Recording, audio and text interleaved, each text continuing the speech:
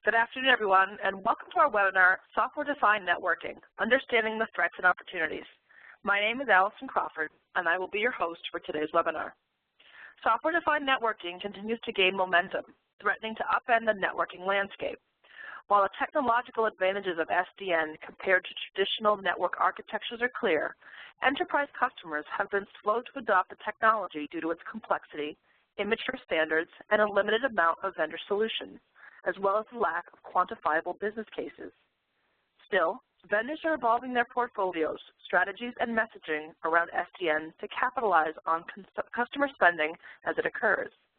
Over the course of this webinar, we'll look at the drivers and challenges of this market that require preparation and strategy. With that, let me introduce Scott Dennehy, Senior Analyst on the Data Center team here at TBR. Scott has been working in the network infrastructure space for the past 15 years and is leading our research coverage of SDN. Since joining TBR in 2010, Scott's insights have helped our clients improve their go-to-market success and competitive position. And with that, let me hand this over to Scott. Thanks, Allison. So I just want to talk a minute about our agenda for today and what we're going to discuss. So specific to software-defined networking, we'll start by talking about really the three key points that I'd like everybody to walk away from this webinar with, and then moving into specifically where we're at in terms of the software-defined networking adoption curve, moving into discussion of the benefits and costs associated with software-defined networking in the enterprise, as well as the impact of those things on the vendors. Do a comparison of server virtualization versus network virtualization. I think that's important because there are similarities between the two, but there are also a lot of differences, and I really think it's those differences that are really key in terms of understanding why SDN hasn't necessarily taken off as quickly as people thought it might. Talk a little bit about the vendors, both in terms of the different strategies and the ways that vendors are coming at this opportunity, as well as a quick summary of some of the solutions that these vendors are bringing to market. Talk a little bit about the development organizations around SDN, specifically Open Daylight and the Open Networking Foundation, and then finish with a bit of a future outlook as far as where we go from here in terms of SDN over the next 12 to 24 months.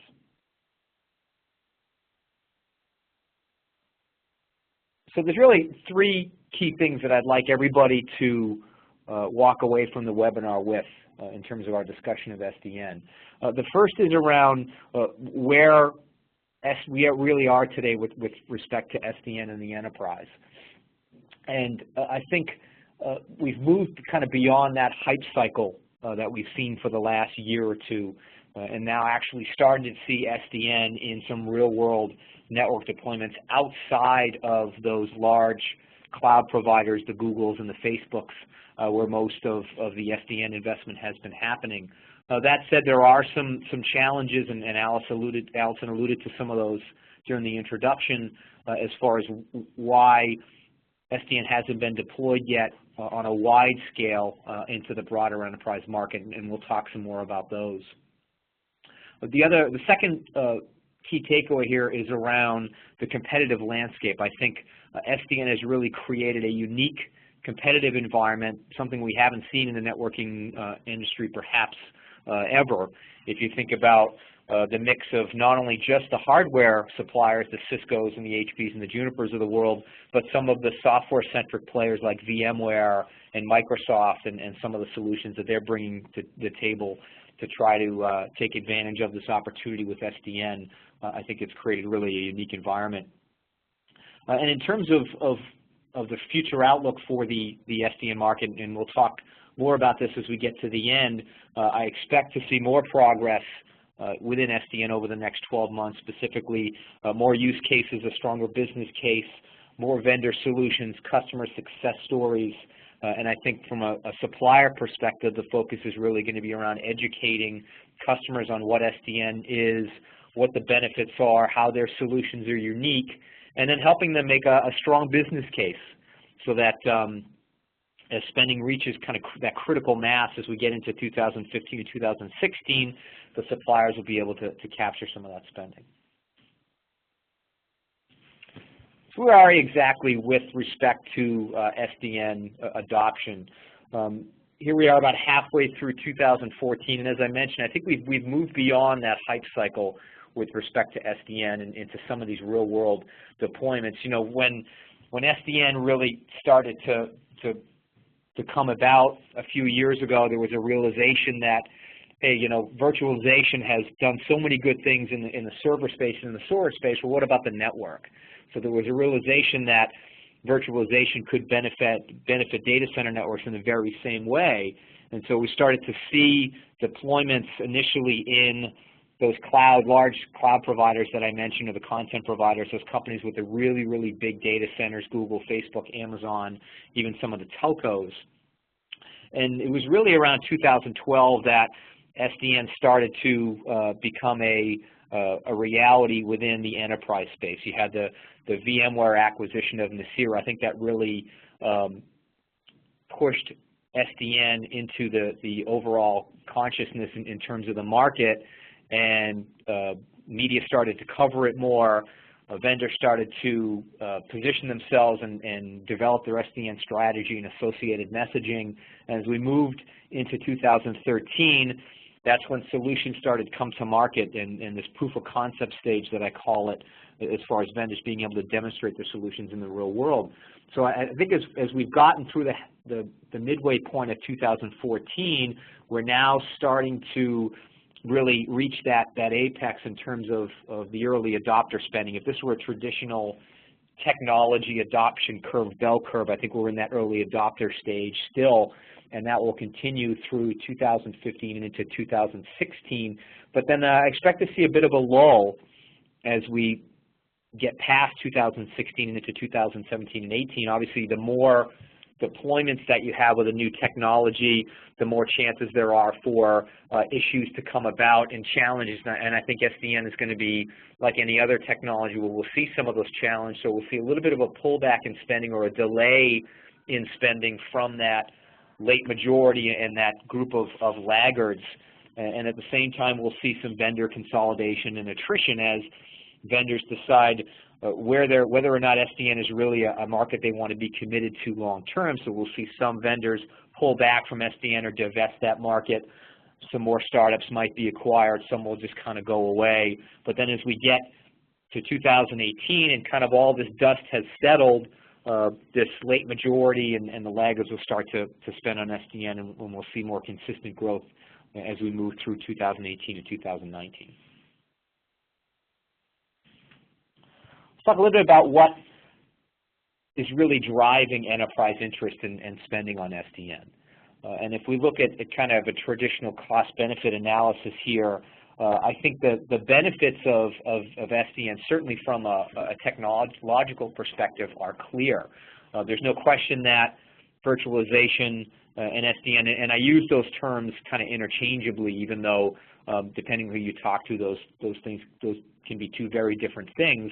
But if we look at SDN or network virtualization, there's no question that it can help increase operational efficiency. It can increase network efficiency, flexibility, and uptime. And what that means for an enterprise in terms of financial investment is it can lower hardware CapEx, and it can lower the deployment and maintenance OpEx, because in theory you're not deploying as much hardware, it doesn't need as much maintenance, and you don't need to buy as much of it to begin with. Now, that said, there are certainly some costs associated with SDN. It's certainly not free. So there's a higher software CapEx associated with SDN.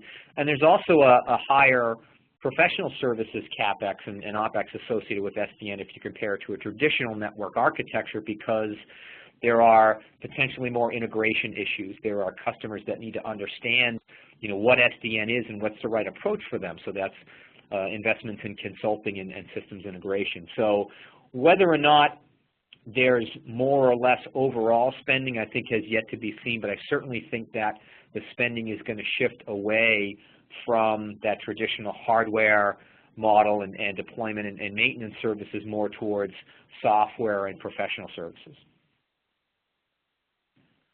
But if we look at things from a vendor perspective, and if you compare SDN to a traditional network architecture from vendor perspective, what you see is that many of those benefits that I just spoke about from an enterprise perspective become challenges for a lot of vendors, particularly those hardware suppliers, because if a company needs or a customer needs less hardware and they need less deployment and maintenance, that obviously is very threatening to the traditional business model of a hardware supplier like a Cisco or an HP that get most of their revenue from hardware and associated deployment and maintenance services. That said, there's opportunity, and when you look at companies like VMware and Microsoft and IBM, this is the opportunity that they're really going after, and that's that higher spend or more focus of spending on software and professional services, things that companies like IBM do very well. And I think this SDN is certainly a good example of some of these broader trends we're seeing in networking in terms of moving away from hardware and more towards software and services, and that's why you're seeing companies like Cisco trying to pivot and evolve their business model in that direction as hardware becomes increasingly commoditized due to things like SDN and some other technologies.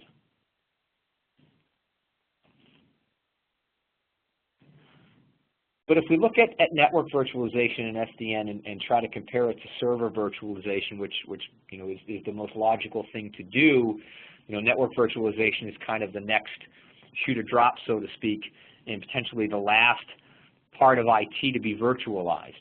And I think initially when network virtualization and SDN kind of burst onto the scene a couple of years ago, people thought it would really take off in a very similar fashion to server SDN, and that really hasn't happened, and I think there are a lot of reasons for that. So, I mean, if you look at server virtualization, it's something that's very easy for IT to understand and implement. Essentially, you're taking a big server and you're chopping it up into little servers, right? So and it's very easy to quantify and justify a business case for that. Basically, you're taking a server that you're essentially increasing the utilization of your server or getting more efficient use of your servers, and there's a very significant savings associated with doing that. Obviously, the vendor solutions nowadays, in particular for server virtualization, are a little bit more established. There's a clear decision-making process for IT in the sense that the decisions around server virtualization typically live within the server group. But if we contrast network virtualization or SDN with server virtualization, what you see here is that, and I think the pictures on the slide illustrate that, it's much more complex. There's a lot more moving parts to SDN than there were to server virtualization, and I think that complexity to a certain degree has inhibited customers getting a good understanding of what it really is and how it can benefit to them. And that really means a more challenging, or it's more difficult to come up with a clear business case to justify investment in SDN. On top of that, it's still a relatively new technology, so things like standards and the vendor solutions themselves are still evolving. Most of the solutions that we're seeing for these vendors are first-generation types of solutions. But another important point, I think, around the inhibitors here, or why adoption has been slowed, is within the IT organization itself. So on the server virtualization side, as I mentioned, clear decision-making process, all the decisions living within the server group. On the network side, now you've got decisions that involve server teams because they may be looking at a solution from a VMware instead of a solution from Cisco. So now you've got network and server teams that have to communicate and agree on certain things on the right approach for them, and I think that's really an inhibitor in the sense that it's a bit of a land grab, so to speak, within the IT organization as far as who gets to make that decision as far as what's the right solution to be deployed. So ultimately what this comes down to, I think that the sales cycle for SDN is going to be slower than it is for server virtualization for some of those reasons that I mentioned. A more complex technology, more difficult to understand, more difficult to quantify a business case, immature standards and vendor solutions, and add some internal IT conflict, and you end up with a sales cycle that's going to take longer and more hoops for both the vendors and customers to try to jump through before you actually get to an SDN purchase and deployment.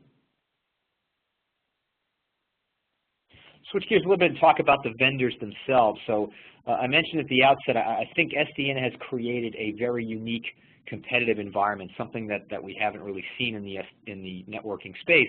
You know, in the past, any kind of technology transitions that have happened in the enterprise space, whether it was ATM to IP or all the different flavors of Ethernet, it was typically a small subset of hardware providers that were competing for that business, so basically Cisco and whoever else was around at the time.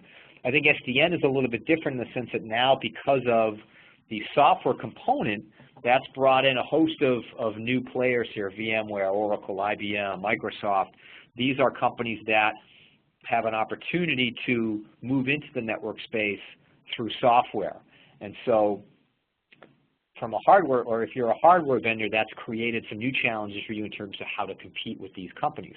And I think if you segment these companies along those lines, what you see is that the hardware guys are doing what they do best and trying to approach this opportunity in a similar way.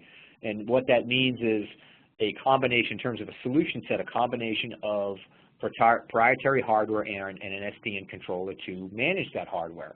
And the way that they're going about this, and some good examples are the Nexus 9000 from Cisco, Juniper EX9200, these platforms that they're coming out with do all of the traditional switching functions today, but have some of that SDN functionality built in for when customers need it. So in other words, they can talk to a customer and say, Mr. Customer, you can put this network in, or this hardware in your network today. It'll do all the things you need it to do in terms of meeting your current needs for switching, but it has this SDN and programmable functionality for when you want to use it. And most of the hardware suppliers are supporting OpenFlow as the de facto standard right now. We'll talk a little bit more about that as we go in terms of providing that interoperability. On the flip side of that, you've got these software providers that are hardware agnostic. In other words, their value proposition is that an enterprise can deploy, say, something like a VMware NSX on top of their existing infrastructure. They don't have to touch any of the hardware that's underneath it, and they can still get a lot of the same benefits in terms of network virtualization. And they're really leveraging the success and momentum that they've had in server virtualization to say, hey, we've done so many good things for you on the server side in terms of virtualization. We can provide you those same kinds of benefits on the network side, and invest in our solution. So very interesting competitive landscape in SDN.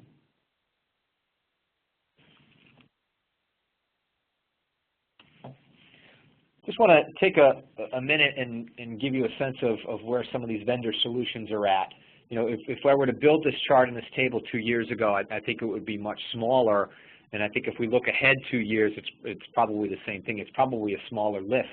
But at least for today, what you see here, and obviously this is an exhaustive list, but you see a lot of solutions in the market today that address SDN or network virtualization in some fashion. And as I mentioned in the previous slide, the hardware-software component of these solutions can vary, but this is really just to give you an idea of the investment that's happening and the breadth of solutions that are available to customers around SDN today.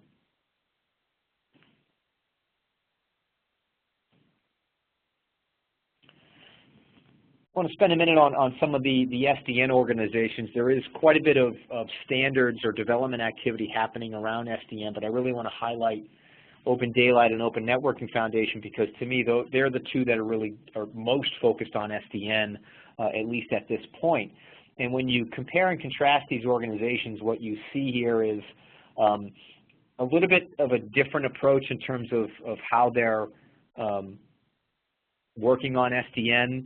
Open Networking Foundation obviously been around a little bit longer, more of a user-driven organization in my opinion. They're focused really on standards, open standards. So OpenFlow is the standard that they're currently supporting, and they were the primary driver of its introduction. A lot of company support, member company support of 130 today. Contrast that with Open Daylight, only been around for a little over a year. Again, in my opinion, more of a user or a vendor-driven type of organization, and their focus is really not so much about open standards, but actually developing SDN products that are based on open source, in particular an SDN controller. And their membership is a little bit lower than the Open Networking Foundation, but really the goal of these organizations is the same, and that's to accelerate the adoption of SDN, particularly in the enterprise market, through what we'll call open architecture. So whether that's a standard like OpenFlow on the Open Networking Foundation side, or whether that's an open source SDN controller from Open Daylight, they're really both designed to do the same thing, and that's to facilitate that adoption, accelerate that adoption of SDN within the enterprise space.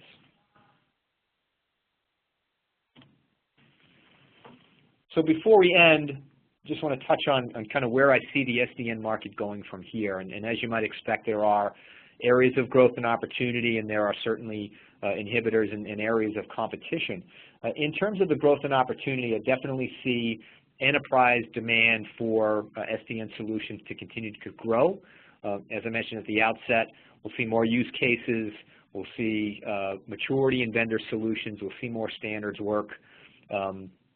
All of these kinds of things will help contribute to accelerated or increased adoption of SDN within the enterprise market. And in terms of supplier opportunity, there's right now I see a lot of the investment around services, or there's opportunities for services revenue for vendors as customers want to consult with their vendors around SDN as far as, A, what is SDN to begin with, and what's the right approach for me in my particular environment. So they're going to want to consult and get some input from their vendors around how they should look at deploying SDN. So that's going to create some professional services opportunities for vendors. And then, as I mentioned, the standards around SDN and those associated solutions will continue to mature as we move through the next 12 to 24 months. That said, in terms of inhibitors, I mentioned a little while ago around that kind of longer sales cycle that's associated with SDN because of its complexity, because of the lack of the clear business case, because of the call it political challenges within the IT organization as far as who's making that decision, whether it's the network team or the server team. That's just going to continue to contribute to a long sales cycle, and vendors are going to have to be prepared to deal with that and come up with ways to overcome that, some of these objections, and help speed up that sales cycle. And you know, the vendors are going to, it's going to be a very fierce and intense competitive environment, as you've got not just the hardware suppliers anymore that are coming after this new opportunity. It's the software-centric companies and the VMwares of the world that are looking at SDN as a prime growth opportunity. So the competitive environment I expect to be very intense over the next 12 months as companies try to establish a foothold in this market and become leaders in it. And with that, that's the end of the content presentation for today. Thanks, Scott. For those of you who are interested in getting more information, you can reach out to Scott here at his email provided, or follow him as well as TBR on these Twitter handles listed below, as well as joining our social media conversation on SlideShare, YouTube, and LinkedIn on these URLs as well. If there's any interest in getting access to this presentation or to this research report, please reach out to either Scott or James McElroy at mcelroy@tbri.com. Thanks, everyone. Have a great day.